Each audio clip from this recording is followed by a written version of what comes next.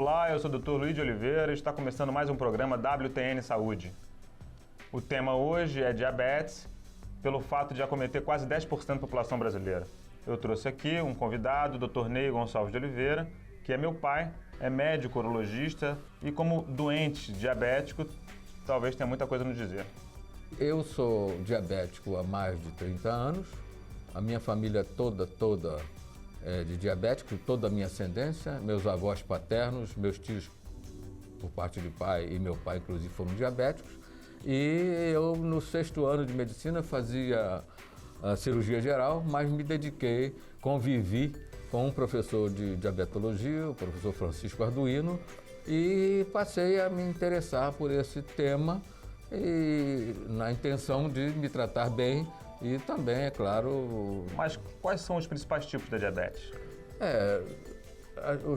Os tipos mais frequentes, todos leigos sabem, tipo 1 e o tipo 2. Tipo 1 o juvenil, né? Tipo 1 o juvenil, que felizmente numa percentagem pequena, e o tipo 2 então sim, que no mundo ocidental cada vez cresce mais. A grande maioria.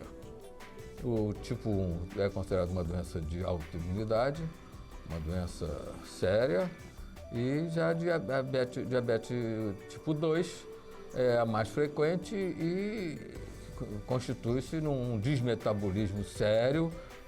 Geralmente, depois dos 40 anos, o indivíduo começa a ter tendência à obesidade, tem tendência à hipertensão arterial, com os problemas visuais, e sem contar os sintomas mais simples da diabetes, que são, no início, quando está descompensado, emagrecimento, perda de urina com um grande volume, que é a poliúria, o grande apetite sem engordar. Quer dizer, os principais sintomas, né, para você identificar um diabético é a polidipsia, que é a muita sede, o indivíduo tem muita sede, e a poliúria, o indivíduo urina muito. Certo, mas isso já é quando o indivíduo está descompensado, porque é uma doença insidiosa. Mas o quadro às vezes se abre dessa forma. O indivíduo muitas vezes já é diabético e não tem sintoma nenhum. Ele simplesmente tem hipertensão arterial, tem dor anginoide. Se descobre a doença já pelas complicações tardias. Perfeitamente.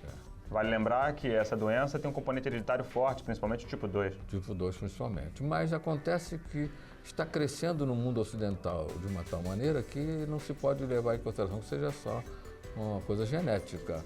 Também, quem sabe, pelos hábitos do homem ocidental, o excesso de alimentos com muitas calorias. A verdade é que está crescendo. Existem outros diabetes. Eventualmente, o diabetes tipo 2 tem um gatilho. Em algum momento, existe um mecanismo que inicia essa doença. Às vezes, uma gravidez, a diabetes gravídica, às vezes, a senilidade, a diabetes senil. Mas isso desde muitas vezes, um nascimento. tumor.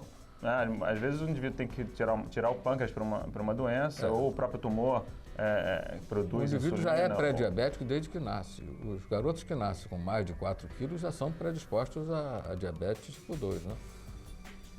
Já nascem obesos. Já nascem.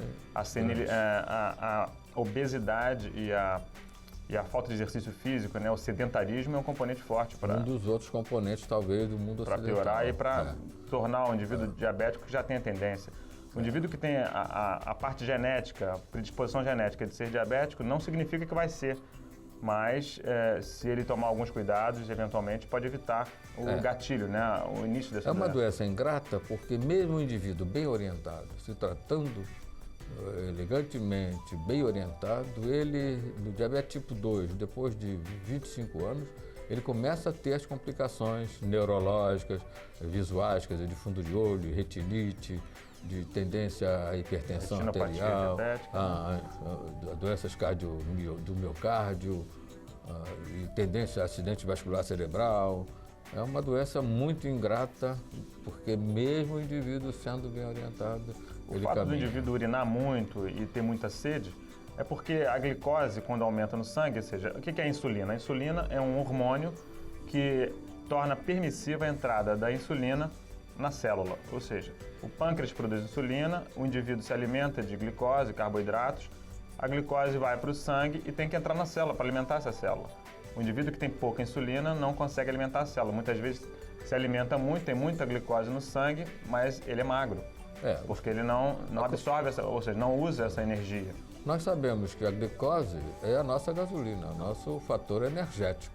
E ela precisa ser usada na musculatura, no sistema nervoso, para permitir a transmissão nervosa, em todos os tecidos. E lá existem os receptores da insulina que possibilitam o uso da glicose. Por outro lado, essa glicose não sendo utilizada nos tecidos periféricos e ela aumentando o seu nível sérico, quer dizer, o nível do sangue, ela produz uma diurese que nós chamamos de osmótica. E além disso, hoje está patente que a hiperglicemia, ela lesa a microcirculação de vários órgãos.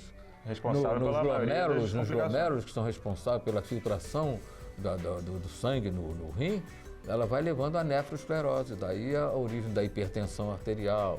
Ela lesa a microcirculação do coração, do miocárdio, dando tendência à obstrução coronária e também nas células nervosas, nos neurônios, levando a dificuldade de marcha. Tem indivíduos que na progressão da sua doença, a neurite diabética leva a marcha chamada atáxica, que esse indivíduo não comanda a sua musculatura, a neuropatia grave diabética.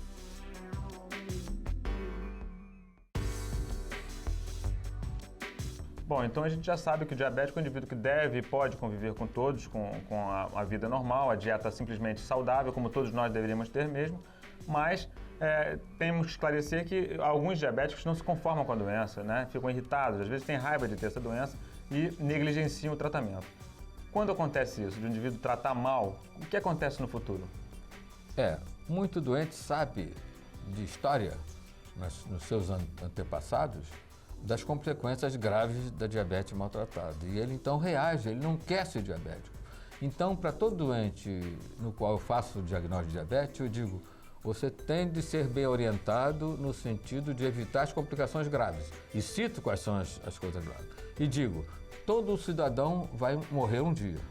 Agora, o diabético ele pode morrer elegantemente, bonita como qualquer um, mas pode morrer muito feio. E na minha família aconteceu isso. Aqueles que faziam oposição a ser diabético morreram com acidente vascular paralíticos, com hemiplegia, outros cegos, tive uma que teve glaucoma hemorrágico, teve que tirar um olho, outros tiveram de amputar os membros inferiores. Então essas são as grandes consequências tardias da diabetes maltratada. Cegueira, doenças neurológicas, de dificuldade de marcha, até Alzheimer e principalmente as doenças cardiovasculares, de angina do peito, de infarto, etc. E o pior de tudo, que são as amputações das extremidades inferiores, principalmente. É uma doença... Prova de que o indivíduo tratando bem, vive muito. O Dr. Ney está aqui, prova disso. Uma família de diabetes está bem. Um diabetólogo importante, Jocelyn, dizia que é uma doença... Feliz é aquele que diagnostica diabetes aos 40 e poucos anos. É uma época da sua vida em que ele tem de olhar para si mesmo.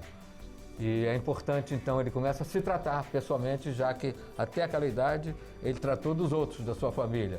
E aos 45 anos, quando descobre que é diabético, ele tem a possibilidade de olhar para si mesmo e tratar de si mesmo, tratar do seu metabolismo. Bom, ficamos por aqui, então. Semana que vem traremos outro tema de pertinência à saúde. Dr. Ney, obrigado pela presença. Até a próxima. Sempre às ordens, mesmo como urólogo, teremos a oportunidade.